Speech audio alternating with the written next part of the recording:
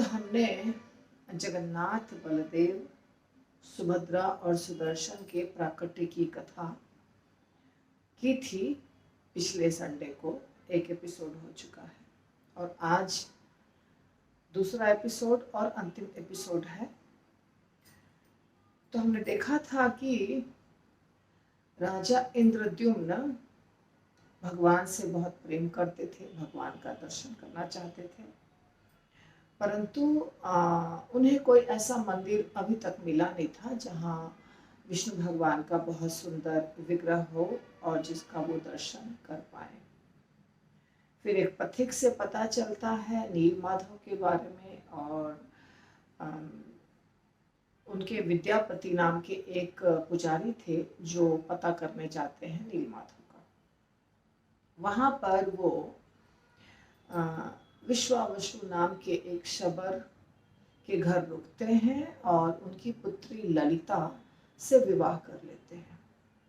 इसके पश्चात नील माधव का दर्शन वो कर पाते हैं ललिता के सहायता से और विश्वावसु के कृपा से, परंतु नील माधव गायब हो जाते हैं बाद में। नील माधव कहते हैं कि मुझे अब राजा इंद्रद्युम्न से सेवा लेनी है और अचानक वो गायब हो जाते हैं। विद्यापति राजा को लेकर आते हैं परंतु वहां विग्रह नहीं मिलता है तो राजा विश्वावसु पर नाराज हो जाते हैं। इसके बाद भगवान इंद्रद्युम्न को बताते हैं कि मैं स्वयं अपनी इच्छा से अप्रकट हुआ हूँ। नारद मुनि बताते हैं वास्तव में कि भगवान अपनी इच्छा से अप्रकट हुए हैं और भगवान प्रकट होंगे, काष्ठ के रूप में भगवान प्रकट होंगे, लेकिन तुम्हें जाकर मंदिर का निर्माण करना है, एक मंदिर बनवाना है, बड़ा सा भव्य मंदिर। और तब इंद्रद्युम्न मंदिर बनवाने के लिए पूरी तैयारी करने लग जाते हैं। उसके लिए बहुत सारे शिल्पकार चाहिए थे, बहुत बड़े बड़े पत्थर चाहिए थे, तो वो सबका इंतजाम वो करते हैं और भव्य मंदिर, विशाल मंदिर का निर्माण करते हैं। जो मंदिर का आप दर्शन करते हैं वही मंदिर। इसके पश्चात अब मंदिर में भगवान की स्थापना करनी है और भगवान को प्रकट होना है, तो ये सब बहुत मुश्किल कार्य था। इसलिए राजा इंद्रद्युम्न नारद मुनि के साथ, क्योंकि नारद मुनि बीच बीच में आते थे, कुछ बातें करते थे इंद्रद्युम्न से। बहुत पहले की बात है, उस समय ये संभव था। तो नारद मुनि के साथ ही वो ब्रह्मा जी के लोक में जाते हैं, सत्य लोक, जो सबसे ऊपर है इस ब्रह्मांड में। सत्य लोक स्वर्ग लोक से भी ऊपर, तो वहाँ ब्रह्मा जी का निवास स्थान है। तो वहाँ जाते हैं राजा इंद्रद्युम्न ब्रह्मा जी के पुत्र नारद मुनि के साथ। अब ब्रह्मा जी का लोक और हमारा जो हम रहते हैं पृथ्वी लोक या भूलोक, इन दोनों में समय का बहुत फर्क है। यहाँ पर जो 6 महीना होता है, 6 महीना का समय, वो वहाँ 12 घंटे का समय होता है। तो यदि 24 घंटे ब्रह्मा जी के निवास स्थान पर कोई रहा तो वहाँ का 24 घंटा यहाँ का 1 साल बीत जाएगा। तो इस प्रकार राजा इंद्रद्युम्न जब वहाँ जाते हैं तो जितना भी समय वहाँ जाने में, आने में, बातचीत करने में लगता है, उतने समय में यहाँ सब कुछ बदल जाता है। तो नारद मुनि और ब्रह्मा जी दोनों आपस में इस बात के विषय में, इस बात पर चर्चा करते थे कि कैसे जगन्नाथ भगवान का प्राकट्य होगा और राजा इंद्रद्युम्न कैसे उसके लिए उपयुक्त व्यक्ति हैं। यानी कि इंद्रद्युम्न राजा के आग्रह से ही भगवान प्रकट होंगे। ये नारद मुनि और ब्रह्मा जी दोनों चर्चा कर रहे थे।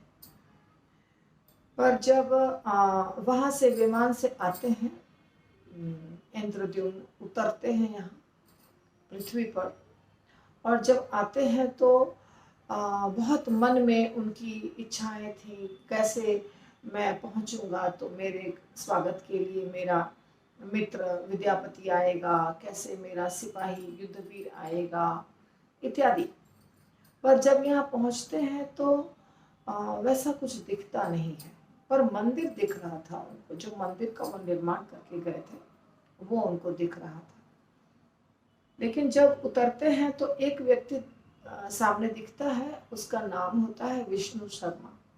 वो विष्णु शर्मा जो था वो एक पुजारी था, और पुजारी के रूप में पूजा की सामग्री इत्यादि लेकर के कहीं जा रहा था ऐसा।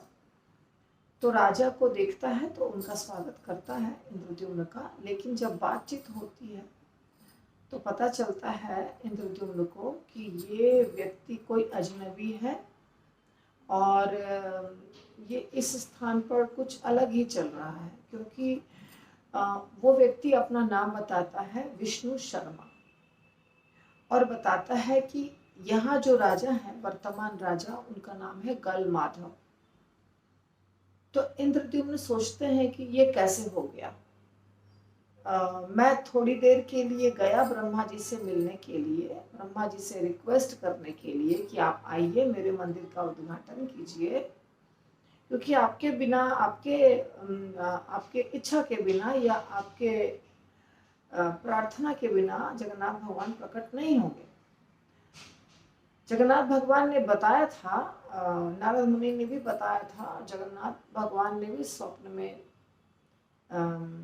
राजा इंद्रद्युम्न को बताया था कि एक काष्ठ के रूप में भगवान बांकी मुहान नामक स्थान पर प्रकट होंगे, जो समुद्र का ही एक तट है। तब उससे तराशना होगा, विग्रह बनाना होगा, ये सब पता था राजा इंद्रद्युम्न को। तो उसके पहले उनको मंदिर का निर्माण कराना था। तो राजा एकदम ईगर बोलते हैं ना, बेचैन थे कि जल्दी भगवान प्रकट हो जाए, उनका दर्शन मुझे हो जाए। तो इसलिए वो ब्रह्मा जी से आग्रह करने गए थे कि आप कृपा करेंगे तो ये सब संभव हो जाएगा। लेकिन जब तक वो आग्रह करने गए और जब तक लौट कर आए, तब तक उन्हें थोड़ा थोड़ा शक तो हो रहा था इंद्रद्युम्न को कि मैं जा रहा हूँ तो वहाँ क्या समय होगा पता नहीं, क्योंकि ब्रह्मा जी ने ये बात कह दिया था नारद मुनि के सामने कि समय बहुत, नारद मुनि और इंद्रद्युम्न दोनों के सामने कि समय अपने गति से चल रहा है, और उम्मीद करता हूँ कि जब इंद्रद्युम्न वहाँ पहुँचे तो सब सही रहे। तो इंद्रद्युम्न राजा को ये लगा था कि ब्रह्मा जी का जो वचन है वो उसका कुछ उसका ऐसा तो नहीं अर्थ कि बहुत लंबा समय बीत गया, और यहाँ आने के बाद उनको ऐसा समझ में आया। तब राजा इंद्रद्युम्न विद्यापति से जब बात कर रहे थे तो विद्यापति से नहीं, विष्णु शर्मा से जब बात कर रहे थे तो विष्णु शर्मा को बताया इंद्रद्युम्न राजा ने कि तुम किस गल माधव की बात कर रहे हो, इस स्थान का तो मैं राजा हूँ, ये मंदिर का निर्माण मैंने कराया है, और कहाँ है मेरा पुजारी विद्यापति, कहाँ है मेरा सैनिक युद्धवीर। तो जब अच्छे से बात किया तो ठीक है, लेकिन जब देखा कि विष्णु शर्मा थोड़ा अलग अंदाज में बात कर रहा है कि आप क्या मेरे राजा को जानते नहीं हैं, मेरे राजा इतने प्रसिद्ध राजा हैं, पूरी पृथ्वी के राजा हैं, और इन्होंने अश्वमेध यज्ञ किया, इनको कोई हरा नहीं सकता है, सारे राजा इनकी बात मानते हैं, आप आए हैं अच्छी बात है, हमारे यहाँ ये प्रोग्राम होने वाला है तो आपका स्वागत है, आप जरूर, आपको भी निमंत्रण गया होगा इसलिए आप आए हैं। तो हमारे जो मंदिर है, हमारा जो ये मंदिर है, इसमें माधव जी की स्थापना होने वाली है, माधव जी के विग्रह को समर्पित किया गया है ये मंदिर, तो उसकी स्थापना का कार्यक्रम है। तो आपकी इच्छा है तो आप अच्छे से देखिए, एक अच्छे राजा की तरह, और नहीं तो हमें अपने राजा को सूचित करना पड़ेगा। इस भाषा में बात किया विष्णु शर्मा ने। तो इंद्रद्युम्न राजा ने भी बोला, कौन सा राजा तुम्हारा? और थोड़ा थोड़ी बातचीत, मतलब थोड़ी गर्म बातचीत हो गई। इस पर विष्णु शर्मा ने सोचा, जो भी उसके साथ लोग थे तीनों, सब ने मिलके, कि जल्दी से अपने राजा को बताते हैं, यानी गल माधव को बताते हैं। गल माधव को बताने के लिए और इनसे मिलवाने के लिए, इंद्रद्युम्न से मिलवाने के लिए सब गए, पूरा टीम, यानी कि विष्णु शर्मा और वो सारे लोग मिलकर के विद्यापति को मिलवाया गल माधव से। गल माधव ने कहा, मैं यहाँ का राजा हूँ, आप कौन हैं? तो जब इंद्रद्युम्न ने कहा कि मैं राजा हूँ, ये मंदिर मैंने बनवाया है, तुम कैसे क्लेम कर रहे हो, तुम कैसे बोल रहे हो कि ये मंदिर तुमने बनवाया? तुम्हें सजा दूंगा यदि तुम गलत कुछ बोले तो। और ये जो तुम मंदिर में बात कर रहे हो ना कि माधव जी का विग्रह आएगा और माधव जी को तुमने ये समर्पित किया है, तुम हो कौन? मंदिर मैंने बनवाया है और इस मंदिर में जगन्नाथ भगवान के सिवाय कोई भी विग्रह स्थापित नहीं होंगे। मैं जगन्नाथ भगवान की स्थापना के लिए ही ब्रह्मा जी से मिलने के लिए गया सत्यलोक में, और उतने में ही तुमने सब कुछ सब चीजों पे अधिकार जमा लिया। तो ये सब सोचने लगे कि ये क्या बात कर रहे हैं, और कहाँ है विद्यापति, कहाँ है युद्धवीर? तो इन लोगों ने कहा कि ये जो नाम आप ले रहे हैं, युद्धवीर, विद्यापति, ये तो बहुत पहले की बात है। ये तो हमारे बहुत पूर्वजों की बात आप कर रहे हैं। ये पूर्वज थे जिनका नाम हमने सुना है। और राजा इंद्रद्युम्न की जो बात आप कर रहे हैं, वो तो बहुत पहले जा चुके हैं, इस धराधाम को छोड़कर दिवंगत हो गए हैं। आप कैसे इंद्रद्युम्न हो सकते हैं? राजा इंद्रद्युम्न ने कहा, मैं हूं इंद्रद्युम्न, मैं गया था ब्रह्मा जी से मिलने सत्यलोक। इंद्रद्युम्न मैं ही हूं, कोई और इंद्रद्युम्न नहीं है। तो जब ऐसे सब चल रही थी बातचीत, उसी समय एक कौवा वहां से उड़ता हुआ आया, काव काव काव काव, आके वहां बैठ गया। तो विष्णु शर्मा ने कहा, ये वो कौवा है जो मंदिर के ऊपर हमेशा बैठा रहता है, और जो भक्त लोग प्रसाद लाते हैं मंदिर में, उसका ही जो बचा हुआ रहता है, उच्छिष्ट वगैरह, जो वही खा के रहता है, और हर समय राम राम राम राम करता रहता है। कौवे ने राजा इंद्रद्युम्न को कहा, मैं हूं काकभुसुंडी, मैं यहाँ लाखों वर्षों से सब कुछ दर्शन कर रहा हूं, सब देख रहा हूं। अच्छा, और ब्रह्मा जी ने भी एक बात कही नारद मुनि को कि मेरी आधी उम्र बीत चुकी है, यानी 50 वर्ष का मैं हो चुका हूं। 50 वर्षों तक इस ब्रह्मांड में, यानी इस धराधाम पर नील माधव के रूप में भगवान थे। अब जो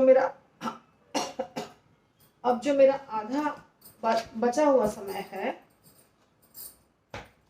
यानी कि 50 के बाद का जो समय है, उसमें भगवान जगन्नाथ के रूप में विराजमान होंगे, ऐसा भगवान ने स्वयं बोला है। और नील माधव तो एक कोने में थे, नीलाद्रि पर्वत पर सिर्फ शंवर लोग उनकी पूजा करते थे, और जगन्नाथ भगवान हर जाति, हर धर्म, हर व्यक्ति के लिए बाहर निकल के रथ पर रथ यात्रा में सबको मौका देंगे, सबको दर्शन देंगे, सबको रथ खींचने का मौका देंगे, सबके ऊपर कृपा करेंगे।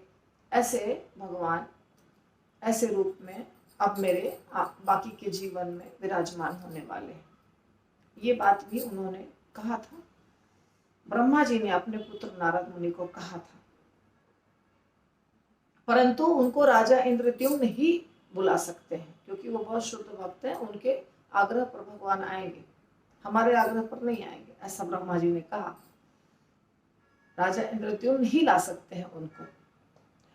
तो अब बात हुई कि यहाँ पे सब चल रहा है कंफ्यूजन, और काकभूसुंडी आ गए हैं।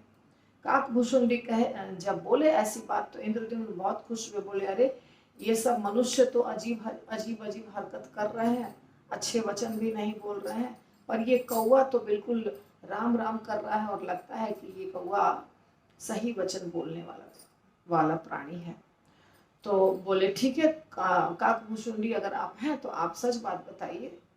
तो काकभूसुंडी ने कहा कि ये मंदिर तो राजा इंद्रद्युम्न ने ही बनवाया है, और यही है राजा इंद्रद्युम्न, और इन्होंने ही ये मंदिर को बनवाया है। और इसके साथ साथ ये भी बताया कि बहुत लंबे समय तक आप उधर रह गए, जब आप गए ब्रह्मा जी से मिलने के लिए, तो यहाँ बहुत युग बीत चुके हैं। बहुत युग बीतने के कारण अभी जो आपको सब दिखाई दे रहा है, वो सब नए जनरेशन के लोग हैं, यानी कि पहले वाले जो थे वो सब गुजर चुके हैं। विद्यापति बहुत इंतज़ार किए आपका, हमेशा वो पूजा की सामग्री लेकर के भगवान के इंतज़ार में रहते थे, और लोग उन्हें बहुत तरह की बातें करते थे कि तुम्हारे भगवान कब आएंगे, कहाँ आएंगे, झूठ बोलते हो तुम लोग, ऐसे बहुत बेचारे सुनते सुनते उन्होंने शरीर त्याग दिया। और युद्धवीर जो था वो युद्ध में मारा गया, और विश्वावसु जो था वो दावाग्नि में जल गया। तो ऐसे जो आपके जो नाम आप बता रहे हैं वो सब गुजर चुके हैं। तब इंद्रद्युम्न को लगा तो अब मैं क्या करूं, अब भगवान आएंगे, भगवान की स्थापना होगी या कुछ होगा, तो मैं तो अकेला पड़ गया, मेरे साथ तो कोई नहीं है, इच्छा नहीं है जीने की। बहुत उदास हो गए राजा इंद्रद्युम्न। तो इस तरह से उदास होकर के सोए हुए थे। तभी भगवान नारद मुनि आते हैं, भगवान नहीं नारद मुनि आते हैं, और कहते हैं कि उठो उठो, समय आ चुका है, भगवान आ चुके हैं। तो उन्होंने देखा, सब लोगों ने देखा कि बांकी मुहान जो स्थान है जहाँ पे प्रकट होने वाले थे भगवान, वहाँ बांस का, लकड़ी का, बांस नहीं लकड़ी का बहुत बड़ा सा लट्ठा आया हुआ है, तैरता तैरता। वास्तव में भगवान बताया जाता है कि श्वेत द्वीप से क्षीर सागर में तैरते तैरते यहाँ आए हैं। तो ये भगवान की लीला है, भगवान जाने। तो इस प्रकार वो लट्ठा है बहुत बड़ा सा, उस पे शंख चक्र गदा पद्म आदि के चिन्ह है बने हुए। अब उसको समुद्र से उठा के लाना है। तो गल माधव जो राजा था, अब तो सबको सब कुछ पता चल गया सच बात क्या है, तो सब कोऑपरेट करने लगे एक दूसरे के बीच में। किसी को अभी जो कंफ्यूजन था सब दूर हो गया। तो गल माधव अपने सारे लोगों को लगा दिया, सिपाहियों को, हाथी जो जो हैं सब, रथ, सेना, पर वो लकड़ी का लट्ठा हिला डुला नहीं। पूरी ताकत लगा दी, पूरा समय लगा दिया। अब राजा इंद्रद्युम्न सोच रहे हैं कि पहले वो निकल के बाहर आए, तब तो उससे कुछ आगे भगवान का विग्रह बने या कुछ हो, पर वो तो समुद्र से निकलता ही नहीं है। तभी अचानक विष्णु शर्मा आते हैं दौड़ते दौड़ते, बोलते हैं हिल गया हिल गया हिल गया, लकड़ी का लट्ठा हिल गया। तो कैसे हिल गया, किसने, मुझे तो जानना है कि कैसे हो गया ऐसा। कौन किसने किया? तो एक व्यक्ति है जिसका नाम है वीरभद्र, उसने किया। चलो मुझे उससे मिलना है। दौड़े दौड़े सब जाते हैं, लेकिन तब तक विष्णु शर्मा जाके वीरभद्र को लेके आते हैं बुला के। राजा देखते हैं उनको, गल माधव भी देखते हैं, और विष्णु शर्मा ने बताया कि ये शबर है। तो राजा उसको देखते हैं और बहुत खुश होते हैं देख करके, और जो वीरभद्र था उसको गले लगाना चाहते हैं, और वीरभद्र बोलता है नहीं नहीं, मैं अछूत हूँ, मेरे से दूर रहिए। फिर इंद्रद्युम्न कहते हैं अरे तुम, कितने बड़ी बात हुई है, तुम भगवान के भक्त हो, कैसे तुम उठा पाए लकड़ी को, कैसे तुमने छुआ, कैसे तुमने हिलाया? तो वीरभद्र कहते हैं कि मैंने सुना ये बात कि एक लकड़ी का लट्ठा आया है और उसको कोई हिला नहीं पा रहा है, वो भगवान का ही है, भगवान उनसे बनेंगे। तो मैं तो सुनने के बाद दर्शन करने के लिए आया, कहाँ है देखो जरा मैं भी। तो तुम्हें ऐसा कैसे लगा कि मैं उसको निकालूं? तो बोला कि मुझे ऐसा लगा कि भगवान कह रहे हैं कि आके मुझे निकालो, और मैं दौड़ के गया और निकाल लिया उसको, उठा लिया।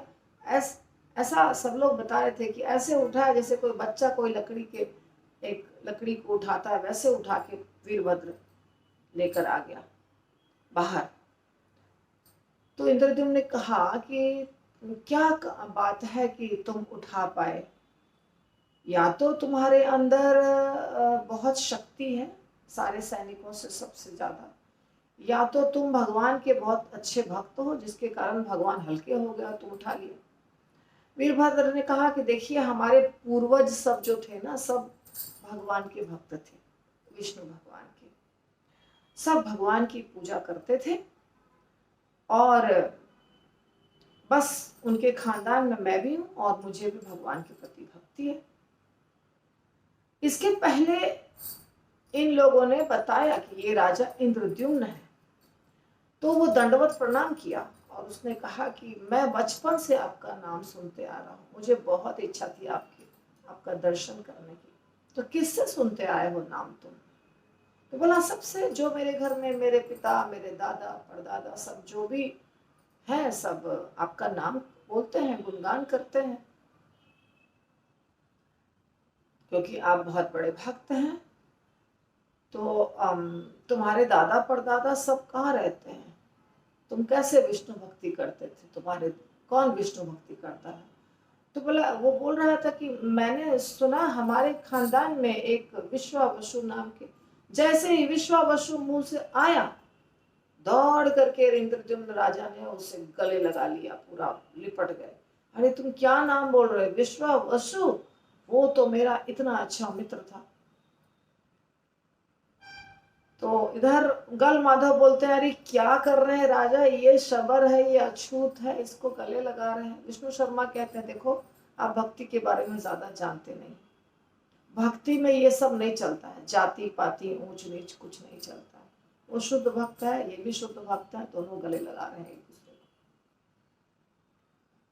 तो उसके बाद बताता है वीरभद्र कि हमारा खानदान यहाँ नहीं रहता था पहले, हमारा खानदान पहले नीलाद्री पर्वत के निकट रहता था, और वहां नील माधव नाम के विग्रह थे, और हमारे खानदान के ही एक व्यक्ति थे विश्वावसु, जो हमारे पूर्वज थे, वो पूजा करते थे उनकी। तब तो इंद्रद्युम्न बहुत खुश हो गए। वास्तव में तो इंद्रद्युम्न के ससुर थे वो विश्वावसु। तो ये सब बातें हुई, बहुत सबको आनंद आया। इसके बाद इंद्रद्युम्न ने कहा अब लकड़ी को तुमने उठाया है, बाहर निकाला है समुद्र से, तो उठा के गुंडीचा मंदिर ले चलो, क्योंकि इनको तराशना है, इनसे विग्रह बनाना है। तो ये तो अब तुम्हारे सिवाय तो कोई कुछ कर नहीं सकता है, तुम ही उठा सकते हो। तो इस प्रकार फिर वीरभद्र उठाकर उनको गुंडीचा मंदिर तक लेके गए। गुंडीचा मंदिर जो था वो भी भगवान ने ही बनाया था, वहीं पर अश्वमेध यज्ञ कराया था, वहां से 100 अश्वमेध यज्ञ कराया था, शायद 100 अश्वमेध। और वहां पे उन्होंने कहा, राजा ने कहा था कि वहां मुझे एक और कुछ बनाना है,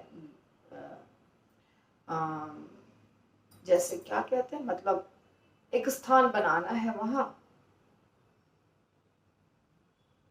तो इस प्रकार ले जाने की बात की और वो पहुंचा दिए वीरभद्र वहां। अब खोज शुरू हुई कि कौन शिल्पकार उनका कढ़ाई करेगा, उनमें बनाएगा सब कुछ उस लकड़ी के लट्ठे से। तो मिल ही नहीं रहा है। जो भी शिल्पकार आ रहे हैं सबका छेनी हथौड़ी जो सामान लेके आ रहे हैं औजार, वो टूट जा रहा है। लकड़ी पे एक छेद भी नहीं हो रहा है, एक लाइन भी नहीं खिंचा रहा है। करते करते करते करते बाद में एक अनंत महारन नाम के व्यक्ति, बूढ़े से व्यक्ति आए, जो बोले मैं बनाऊंगा, लेकिन मुझे 21 दिन चाहिए। 21 दिन तक कोई भी यहाँ नहीं आएगा, सब लोग सिर्फ बाहर ही रहेंगे और 21 दिन के बाद मैं दरवाजा खोलूंगा। तैयार हो गए सारे लोग। अब 21 दिन में 15 दिन बीत चुके थे।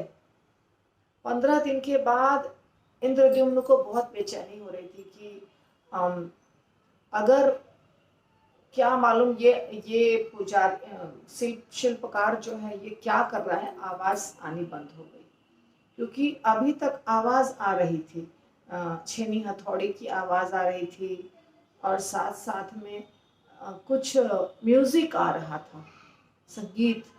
और संगीत के साथ साथ में ऊपर से पुष्प की बारिश हो रही थी, पारिजात पुष्प की।